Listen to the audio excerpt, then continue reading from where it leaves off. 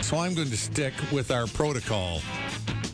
Fine. And you've already given the time, so I won't do it again. Ladies and gentlemen, welcome to the program, to the MACC Fund Radiothon 2024.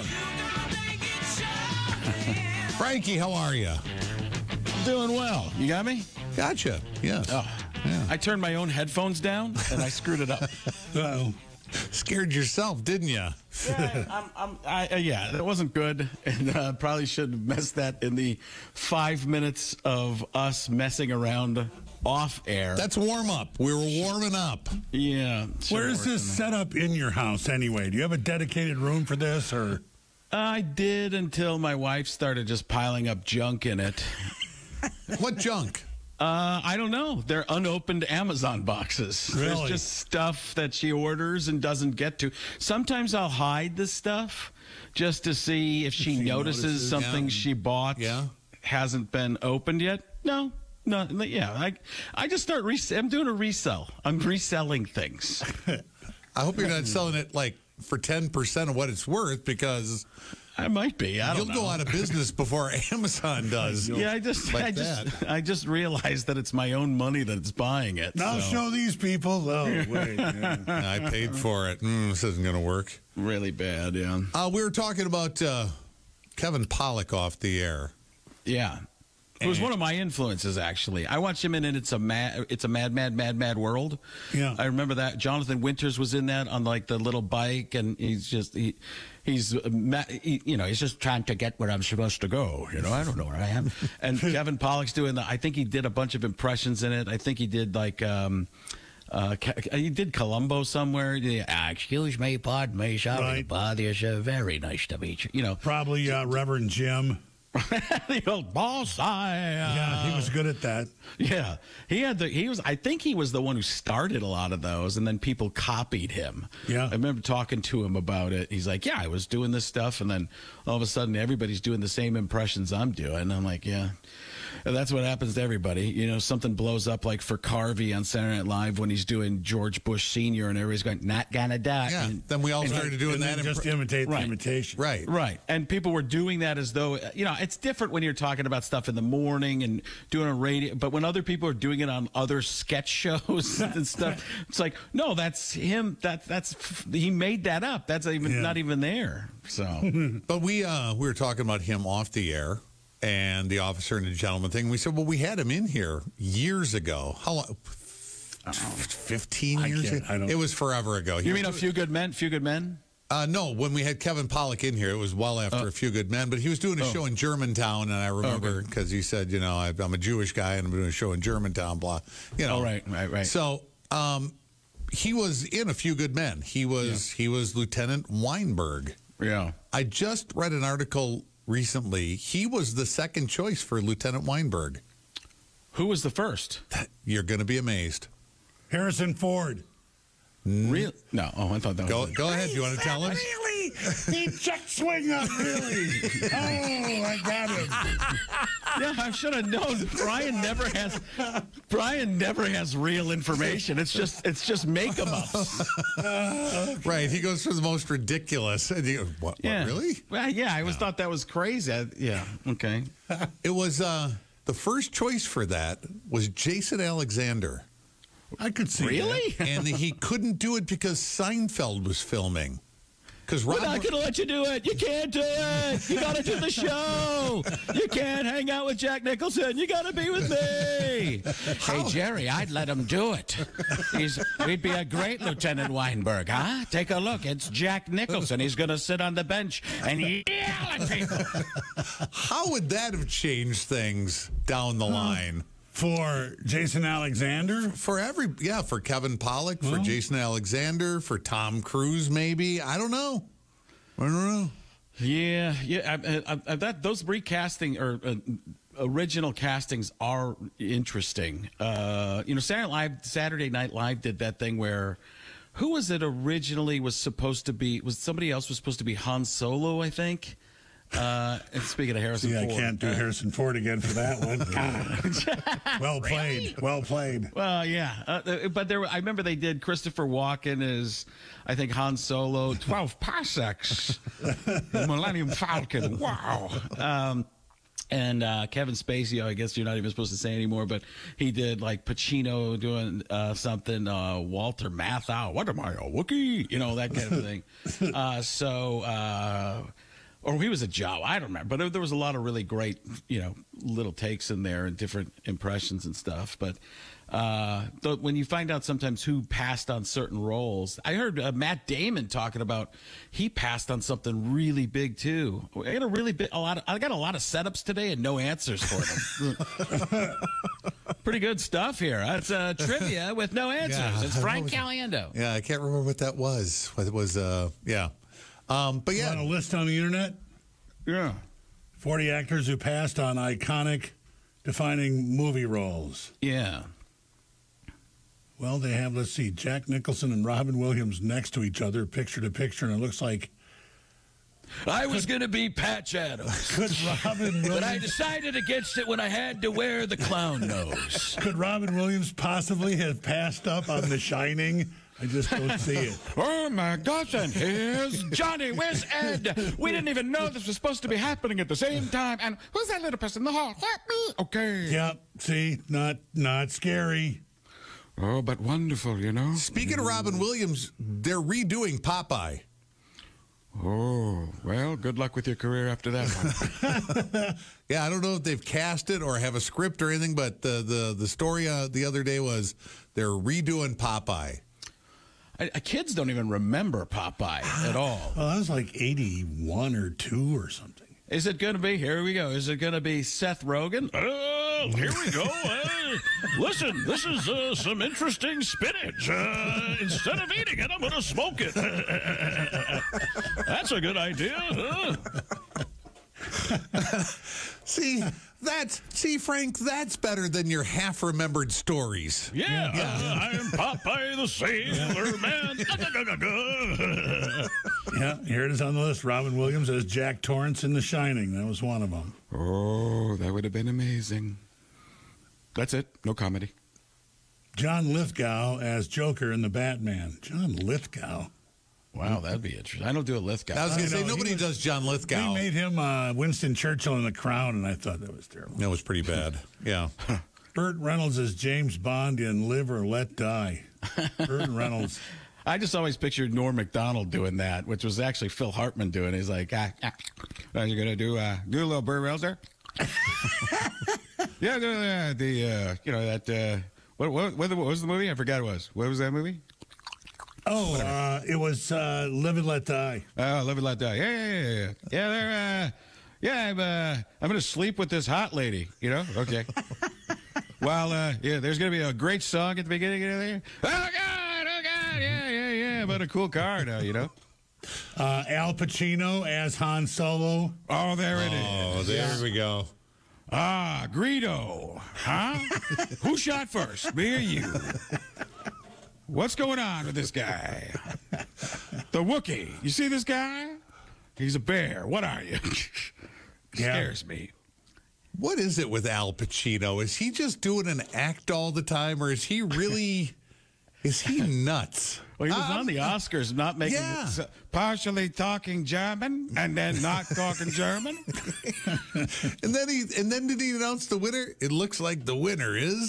Didn't he say something like that? It wasn't. Yeah, he gave away the winner, I think, without ever going through the nominees, didn't he? Winner is Chipotle. Yeah. Build it yourself. Yeah. I just made a burrito without listening to any of the ingredients. That's how we do it. They probably didn't coach him up. I made the Kessel Run in under 12 parsecs. Here we go. Coach the him Millennium Falcon. Yeah, you have to wonder how these movies would have gone. But he was much worse. He wasn't that over the top then. Oh, yeah, he would have been like this at that point, right? Yeah, it would have been more like Michael Corleone, I think. Yeah. We made the Millennium Falcon made a Kessel Run in 12 parsecs. Yeah, not the Southern gentleman, the kind we're accustomed to nowadays. It's like he did a movie role like that and decided, I like talking this way better. Yeah, son of a woman. Yeah. Since son of a woman, I don't look at actors ever again. Yeah. I'm not blind. I just seem that way. You know, his Scarface role gets so much imitation out there, but it's really an awful movie. It's just awful. Yeah, I mean, it's kind of amazing when you watch some of these things and the big characters. I heard it was Matt Damon talking about John Lithgow showing up in the gambling movie. What's it called? The Casino.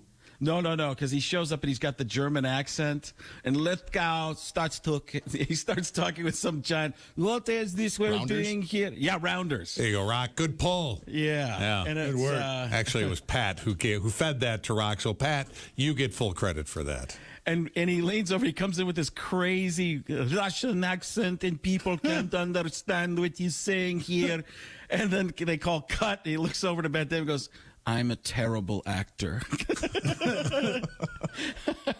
And they just crack up. I mean, I don't know. A good movie, though. Rounders. So you spending a lot of time at home right now? Too much. Are you? Yeah. I had 2 teeth pulled recently, so I had to have some downtime. Way in the back there? Yeah, I think it was 32 and 17, I believe. Oh, sure. Yeah, we know what that means something to somebody out there. Yeah, dentist people do. Pull out your Play-Doh dentistry kit. And I went in. The first time I went in to have the surgery, and it's never good when it's the first time because that means there's a second time. So I went in the first time. They checked my blood. They check your blood pressure because they're going to put me under. It went up to 232 over 130. And apparently that's not good. So was your blood pressure that high because you were nervous about your situation? I believe so. I was having some type of anxiety. All right. It was, I do have high blood pressure. I'd just gone for a physical and got blood pressure medicine a month before, had it checked 3 weeks later, and it was at a decent level. And then I went in and it just spiked. And the oral surgeon's like, you need to go to the emergency room now. Wow. So I, of course, went home because if I go to the emergency, do your Seth Rogen when you say that. So I went home. He said, you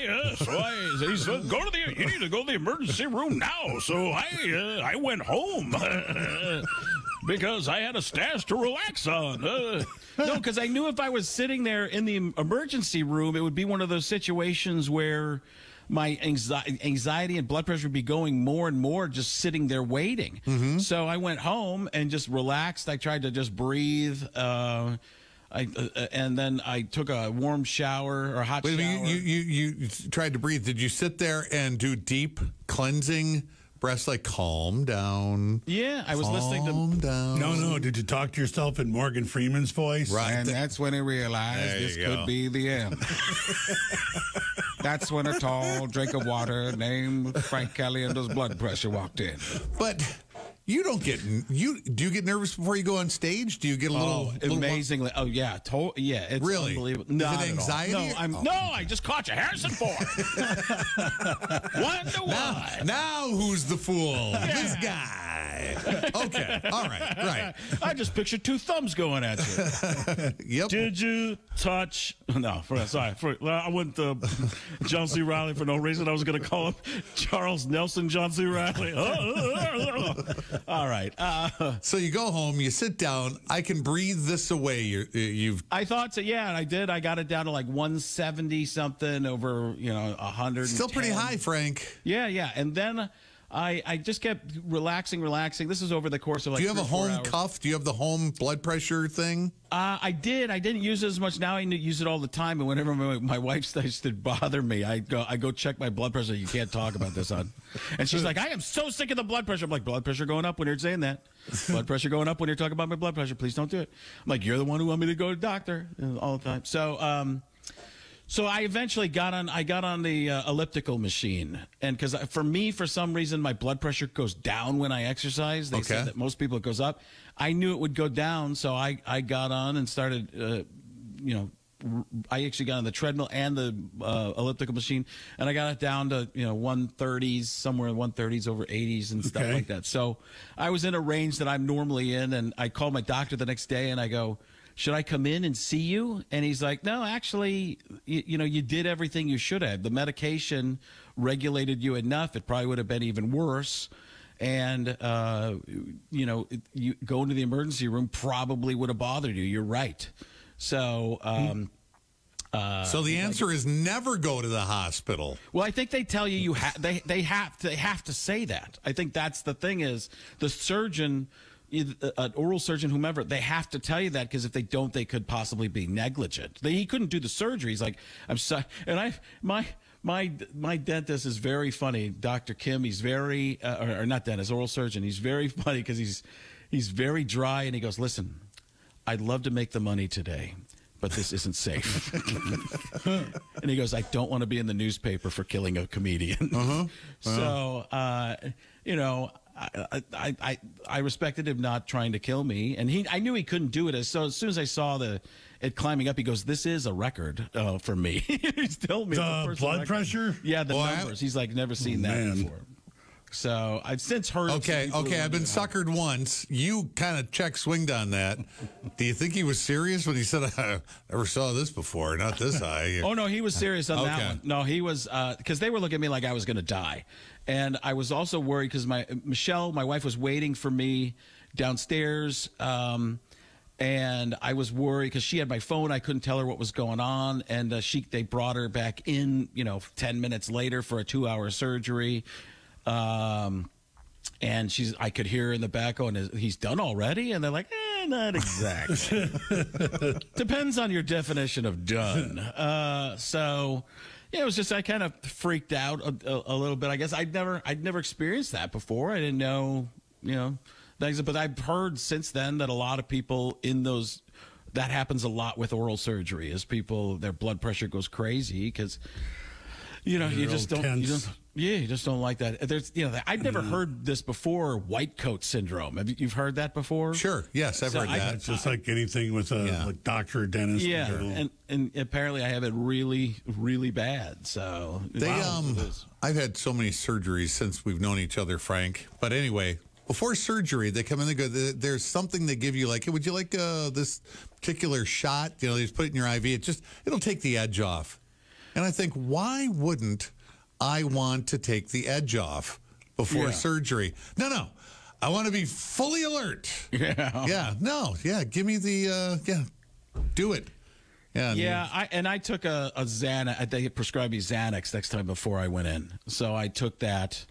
And it was better. So the second time I went in, but 280 over 130. Yeah, no, it was in the one. It got up to the one. I wish I had that strong of a Wi-Fi connection. 280.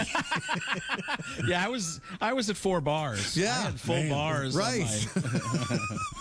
Man. Yeah, that is you were giving her that day, Frank. Yeah. So how are you feeling now? You had the surgery how long ago? Probably a little over a month ago, I guess. Okay. Somewhere in there. The stitches come out on Tuesday. You still have stitches a month later. Wow, that seems like a long time. Yeah, well, that's when they're supposed to be in there till. Can you feel them? Can you feel them in your tongue? Well, yeah, but constantly, and I'm not supposed to. But that's all I do. All you do is loosen them up and flick them out, and it is. That's what I'm doing right now. Yeah. in between voices. They're definitely loose. It's like when your shoes start to get untied, or if you don't tie your shoes completely, and then the laces get down, and you trip on them. That's constantly what I'm doing, and it's. So I'm looking forward to. I had to go in and get one trimmed on the right side because it came loose early. But then these are for the official. Yeah, yeah, really. Yeah, it's and I had him check. It was for the 1 week checkup. He took a look and he just trimmed one. And he said sometimes they come. They're very nonchalant. They've seen everything. My wife's telling me you should do this, and they've seen it all. So like I'm texting the guy, the surgeon, except for that blood pressure thing. Never saw this before. Like that Yes, that's really the one knocked thing. him over. Yeah, Oh, and you go into his the surgeon's office, and my picture's up there signed with the numbers, like it's stats on a baseball card. Right. You're not gonna believe this, See but in that guy? 2024, Right. 2024, 232 over 130. So if you also loves to do voices. It's like the Little League World Series. Great voice guy. Have you been on a soft food regimen since then? Yeah, kind of. Okay, wait. What's that mean? Yeah, kind of. I've been front chewing a lot. Yeah. Did they say if you can front chew it, Frank, that'll be fine? Like nachos or? Like some Fritos and stuff, but do the little rabbit. What's up, Doc? That's called gnawing. Yeah, whatever it is. Yeah. It's kind of fun to eat that way. People, if you go to a restaurant, people look at you. I was going to say, have you done it out in public? Yeah, I do everything in public. Come on. Because I have the backup that I'm a comedian. Oh, he's a comedian. That's why he's wearing pajama pants at noon. Yeah. Do that voice, funny guy. Yeah. Well, what would it be if Seth Rogen was eating with his front teeth? I didn't even know I had front teeth. So you're healed up now? You're in good shape? You ready to go? Good enough, yeah. I mean, you're doing this. Yeah. It's I hadn't done anything. It was a week later. The pain was mostly gone, so it wasn't really bad. It was a little, a little swollen in the jowls, and so even for me, you could kind of tell. So it was fine. It was good. I mean, I thought the surgeon did great. My brother-in-law had just had the same surgery a month or two before, 2 months before, and he just kind of laid the groundwork for all the stuff and was telling me all the steps. And so the next thing is the stitches come out. Then I got to go after like 6 months because they put that bone in there and they graft it, and it's cadaver bone. So they mix it with your blood, and sounds. Then you wake up in the coffin. That's exactly what I was thinking.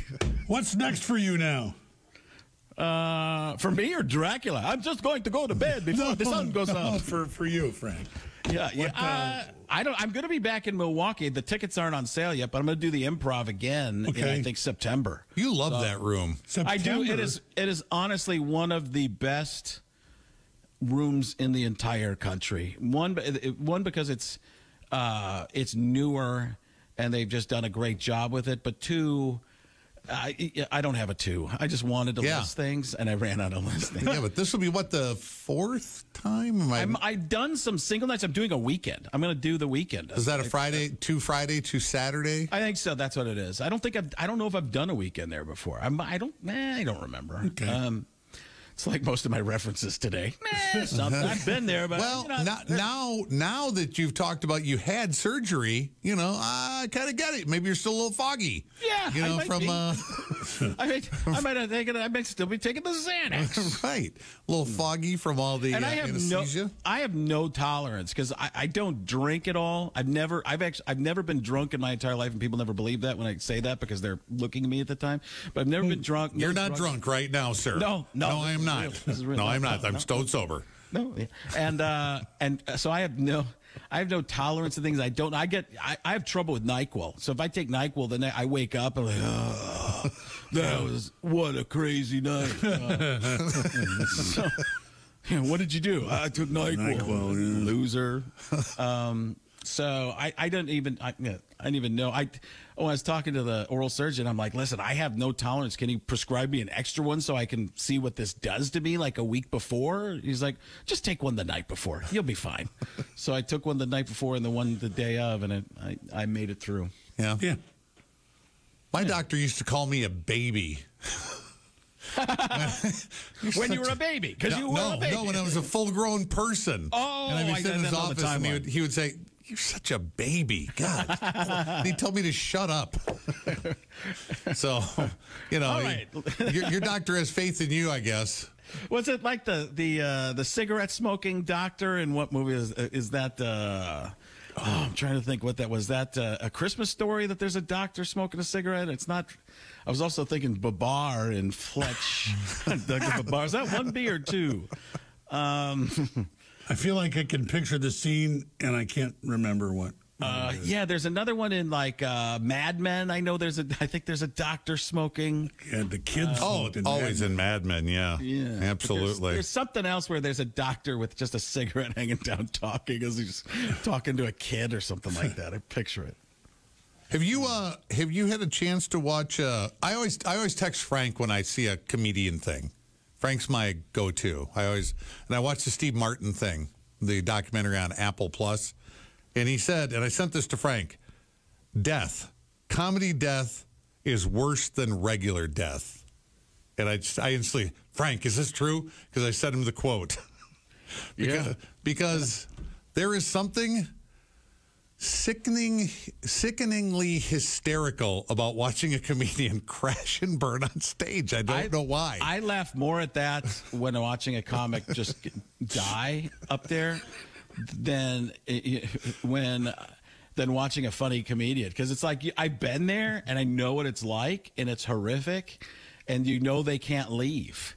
So that's one of those moments that's like, oh God. And if you know the person's funny, I think we've talked about this before. If you know the person's funny and they're dying, that's even funnier, because if you know how great they are and it's just going badly, if they're just tanking it up there, you just going, But the same material could get big laughs at another place. Yeah, where people are paying attention. And you just love watching them eat. Just watching them eat it. Just eat. Yeah.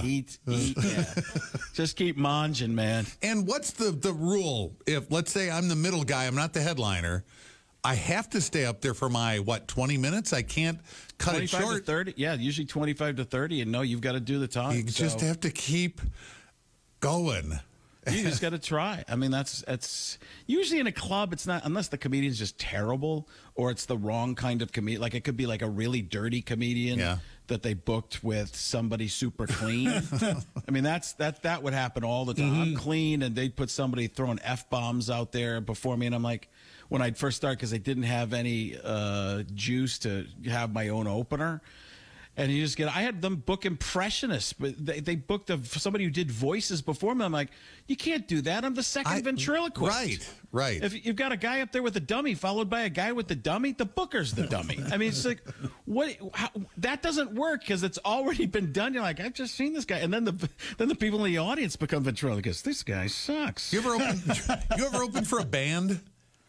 I think I did early on, and then maybe once or twice, and then stopped it. That's the most, when they're not there to see comedy, that is horrific. Right. That was singing, a comedian who plays a guitar and does parody songs and stuff like that, that works, because it's in the genre somewhat. Okay. But to go up there and do jokes while people are walking in and they're just, your mindset, you're ready for something. It's like, you ever drink the wrong thing?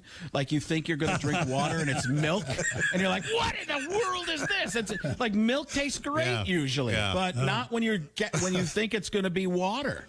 So that's one of those situations when you're just expecting something else, and all of a sudden the person on stage, they wanted me to open for Celine Dion like 20 years ago, go on tour. And I'm like, she's going to countries where they don't even speak English. You want me to go, hey, folks, John Madden here. Welcome to Tokyo. Konnichiwa. I'm not even sure if that's the right language. Right. Or Barkley, No, it's a knucklehead. What's going on here? I believe Godzilla lived here at one point. And let's just say they do know who that is. The Celine Dion crowd doesn't hit me as a Frank Not at all. Caliendo crowd. What they just knew is I was on TV at the time. My show was on TV. And I did impressions, and what they were really looking for was a musical impressionist. And it ended up being Gordie Brown, a guy I think that's who it was, and he's in Vegas. He's the Danny Gans type, where he's singing as different, doing maybe not even parodies, but he's actually doing the songs with and singing as those people. That's what they really wanted, and it was the right kind of thing for that situation, because it hit a bigger audience. It could hit all types of ages, but it was in the music genre, which I just, he had a band with him. It made sense. I didn't make, and it was a decent amount of money, but it's like, no, I'm not doing that. I know. I think it works in like a variety show setting. You know, when you got Frank Sinatra and then Bob Hope comes out afterwards. Yeah. Or maybe you have commercials in between you, something like that, where it's a reset for the audience. But if you walk out and start doing, what's the deal, you know, at a Celine Dion show, I don't see that working. Yeah, French Seinfeld. What's the deal with this? What's the second? Yeah, exactly. So when are you in town again? When are you playing the Improv? It's going to be in September. Like I said, it's not even on sale yet. All right. You come by and see us when you do it? Maybe. All right. Yes, of course. Okay, I was going to say, don't make me beg you. Oh, no, I will bring... Frank, please come by. Frank, please come in. No, you'll see me probably twice before then. Okay. At least once, maybe twice, yeah. All right, very good. Hope your de-stitchifying goes well. I know you've got tapioca sitting right there, ready to go. Tapioca, absolutely. Soft or mashed potatoes or something like that. Thanks for helping us with the Radiothon. Yeah, absolutely. And the MACC Fund. Incredible, phenomenal. Donate Rome. now. We didn't even Rugby, I am out.